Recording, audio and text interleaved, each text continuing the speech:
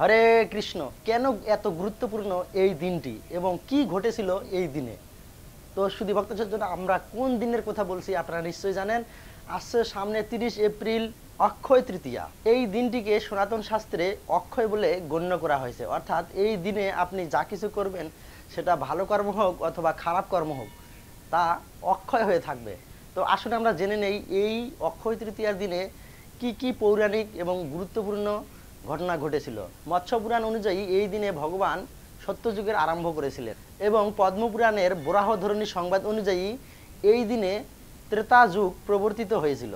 মৎস্য পুরাণ অনুযায়ী এই দিনে ভগবান যব এবং শস্য উৎপাদন করেছিলেন, তাই এই দিনে যব এবং শস্য দ্বারা ভগবানের পূজা অর্চনা হোম এবং যজ্ঞাদি করা উচিত। এই দিনে ভগবানের ষষ্ঠ অবতার পরশুরাম আবির্ভূত হয়েছিলেন এবং এই দিনে ভগীরথ মাতা গঙ্গাকে পৃথিবীতে আগমন করেছিলেন। এই দিনে মহাভারতের রচনা কার্য শুরু হয়েছিল। মহর্ষি ব্যাসদেব মহাভারতের শ্লোকগুলি আবৃত্তি করেন এবং সিদ্ধিদাতা গণেশ এই শ্লোকগুলো লিপিবদ্ধ করেন। পঞ্চপাণ্ডবদের 1 বছর অজ্ঞাতবাসকালে মহারাজ যুধিষ্ঠির সূর্যদেবের নিকট প্রার্থনা করেছিলেন এবং এই অক্ষয় তৃতীয়ার দিনেই মহারাজ যুধিষ্ঠিরকে সূর্যদেব একটি অক্ষয় পাত্র দান করেছিলেন। এই অক্ষয় পাত্রের বিশেষত্ব হচ্ছে যে দ্রৌপদী এই অক্ষয় পাত্র থেকে ভোজন নিয়ে ভোজন না করা পর্যন্ত এই অক্ষয় পাত্রের খাদ্য সামগ্রী কখনো শেষ হবে না। এভাবে সারা সমগ্র বিশ্বকে, অর্থাৎ দ্রৌপদী এবং পঞ্চপাণ্ডবদের কাছে যতজন আসবে ততজনকে, অর্থাৎ সারা বিশ্ববাসীকে এই অক্ষয় পাত্র থেকে ভোজন করানো যাবে। কিন্তু যদি একবার দ্রৌপদী সেই পাত্র থেকে নিয়ে ভোজন করে ফেলে তখন আর সেই পাত্রে আর কোনো খাদ্য সামগ্রী থাকবে না। এই অক্ষয় তৃতীয়ার দিন থেকেই পুরী ধামে শ্রী শ্রী জগন্নাথ বলদেব সুভদ্রা মহারানীর রথের কাজ, অর্থাৎ রথের নির্মাণ কাজ শুরু হয়ে যায়। পদ্মপুরাণের শ্রী বরাহধরণী সংবাদ অনুযায়ী এই দিনে বেদ, ধর্ম এবং প্রবৃত্তি মার্গ প্রবর্তিত হয়েছিল। এই অক্ষয় তৃতীয়ার দিনেই মহাদেবের নিকট প্রার্থনা করে কুবের স্বর্গের কোষাধ্যক্ষ পদ লাভ করেছিলেন এবং বিপুল সম্পদ ঐশ্বর্য লাভ করেছিলেন।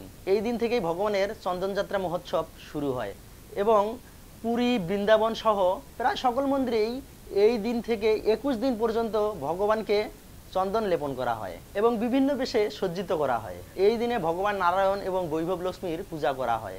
এই দিনে দুঃশাসন দ্রৌপদীর বস্ত্র হরণ করেছিলেন এবং দ্রৌপদীর আকুল আবেদন এবং আত্মসমর্পণে ভগবান শ্রীকৃষ্ণ দ্রৌপদীকে শত শত বস্ত্র প্রদান করেছিলেন এবং মহাশক্তিশালী দুর্যোধন সেই বস্ত্র টানতে টানতে অজ্ঞান হয়ে গেছিলেন। এই অক্ষয় তৃতীয়ার দিনেই দরিদ্র ভক্ত সুদামা তার বাল্যকালের বন্ধু ভগবান শ্রীকৃষ্ণের দর্শন করতে দ্বারকায় গিয়েছিলেন এবং দ্বারকায় গিয়ে সেখানে ভগবান শ্রীকৃষ্ণ স্বয়ং তার ভক্তের, অর্থাৎ ভক্ত সুদামার পদ প্রক্ষালন করেছিলেন এবং ভক্ত সুদামা সামান্য কিছু খুদের লাড়ু ভগবান শ্রীকৃষ্ণকে প্রদান করেছিলেন এবং তার বিনিময়ে ভগবান শ্রীকৃষ্ণ তার দরিদ্র বিমোচন করেছিলেন এবং ফিরে এসে দেখেন ভক্ত সুদামা তার সেই ভাঙ্গা কুটির রাজপ্রাসাদে পরিণত হয়েছে। একবার রাজা ইন্দ্রদ্যুম্নকে ভগবান জগন্নাথ দেব স্বপ্নাদেশ করেছিলেন, অর্থাৎ স্বপ্নে আদেশ করেছিলেন যে তার গা অত্যন্ত গরম এবং জ্বালাপোড়া করছে এবং তাকে মলয় পর্বত থেকে চন্দন এনে তার শরীরে লেপন করার জন্য বলেছিলেন এবং রাজা ইন্দ্রদ্যুম্ন মলয় পর্বত থেকে চন্দন এনে এই অক্ষয় তৃতীয়ার দিনেই জগন্নাথ দেবকে চন্দন লেপন করেন। শ্রীপাদ মাধবেন্দ্র পুরীকেও তার আরাধ্য বিগ্রহ শ্রী গোপাল আদেশ করেছিলেন স্বপ্নে চন্দন লেপন করার জন্য এবং এই দিনেই শ্রী মাধবেন্দ্র পুরী এই তার আরাধ্য বিগ্রহকে শ্রী গোপালকে চন্দন লেপন করেন। তো শুধু ভক্ত সজ্জন, এতক্ষণ আমরা জানলাম এই দিনের মাহাত্ম্য, অর্থাৎ এই দিনে কি কি কার্য সম্পাদন হয়েছিল। এবার আমরা জানবো এই দিনে আমরা কি কি করব। তো এই দিনে আমরা বিশেষভাবে কোনো কিছু পূজা অর্চনা না করলেও অবশ্যই এই দিনে আমাদের খুব সকালে ঘুম থেকে উঠতে হবে, অন্ততপক্ষ তুলসীতে জলদান করতে হবে, তুলসী পরিক্রমা এবং তুলসী আরতিতে যোগদান এবং মঙ্গল আরতিতে যোগদান করতে হবে। যেহেতু এই দিনটা হচ্ছে অক্ষয়, অর্থাৎ এই দিনটা কি অক্ষয় হয়ে থাকবে, তো এই দিনে অবশ্যই আমরা ভগবানের চরণে তুলসী পত্র এবং পুষ্প অর্পণ করব। এই দিনে অবশ্যই যারা আমিষ আহার গ্রহণ করেন অবশ্যই তারা নিরামিষ আহার গ্রহণ করবেন। আর এই দিনে অবশ্যই আমাদের কি করতে হবে, ভালো কর্ম করতে হবে এবং কোনো ক্রোধ, হিংসা এবং মিথ্যা বলা, অন্যের সমালোচনা করা এসব থেকে অবশ্যই বিরত থাকতে হবে। তো এই দিনের ভালো কাজ সম্পর্কে একটি ছোট্ট গল্প আমি বলবো। এই গল্পটা মহারাজ যুধিষ্ঠিরকে বলেছিলেন কিছু ঋষি, অর্থাৎ মহারাজ যুধিষ্ঠির এই অক্ষয় তৃতীয়ার মাহাত্ম্য সম্পর্কে জানতে চাইলে সেই ঋষিরা বলেছিলেন এই গল্পটি। তো গল্পটি হচ্ছে, একবার এক ক্রোধী ব্রাহ্মণ ছিলেন, অর্থাৎ তার অনেক রাগ ক্রোধ, এবং অন্য কোনো ব্রাহ্মণ ভিক্ষুক যদি তার গৃহে আসতো এবং ভিক্ষা চাইতো, অন্ন ভিক্ষা দান চাইতো, তাহলে সেই ব্রাহ্মণ কি করতো, রাগ করতেন, ক্রোধ করতেন এবং তাদেরকে কি তাড়িয়ে দিতেন। তো এক সময় এই অক্ষয় তৃতীয়ার দিনে একজন ব্রাহ্মণ, ক্ষুধার্ত ব্রাহ্মণ তার গৃহে এসেছিলেন।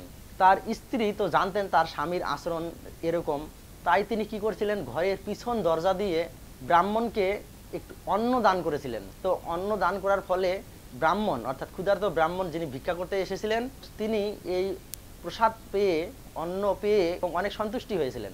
তো এরপর যখন সেই ব্রাহ্মণকে, অর্থাৎ যে ব্রাহ্মণ রাগ করতেন আর কি, তার বাসায় কেউ আসলে, তো তাকে যখন যমরাজ নিয়ে গিয়ে শাস্তি প্রদান করছিলেন, যমরাজ জিজ্ঞেস করছিলেন যে আসলে তার কোনো পুণ্যকর্ম আছে কিনা। তো এরপর তিনি জিজ্ঞাসা করলেন যে এই ব্রাহ্মণ কিছু অক্ষয় পুণ্য রয়েছে। ব্রাহ্মণের স্ত্রী যখন এই অক্ষয় তৃতীয়ার দিনে কোনো ব্রাহ্মণকে, অন্য কোনো ব্রাহ্মণকে, ক্ষুধার্ত ব্রাহ্মণকে অন্ন দান করেছিলেন, কিন্তু সেই ব্রাহ্মণ অন্যান্য সময়ে কেউ কাউকে দান করলে তিনি কি রাগ করতেন। তো সেই দিন তিনি মৌন হয়েছিলেন এবং দেখেছিলেন এবং বাধা দেননি তার স্ত্রীকে, কিছু বলেননি। তার এই নীরবতা থাকার ফলে এবং তার স্ত্রী যে দান করেছেন, এতেই তার কি পুণ্য অর্জন হয়েছে, অর্থাৎ অক্ষয় পুণ্য লাভ হয়েছে। তার ফলে তার কি নরক যন্ত্রণাটা যমরাজ কি করেন, ক্ষমা করে দেন। তো শুধু ভক্ত সজ্জন, আপনারা বুঝতেই পারলেন যে আসলে এই দিনটার কতটা মাহাত্ম্য। তো আশা করি সকলেই এই দিনটি যথাযথভাবে পালন করার চেষ্টা করবেন, এই প্রত্যাশা রেখে আজকের ভিডিও এখানে শেষ করছি। হরে কৃষ্ণ।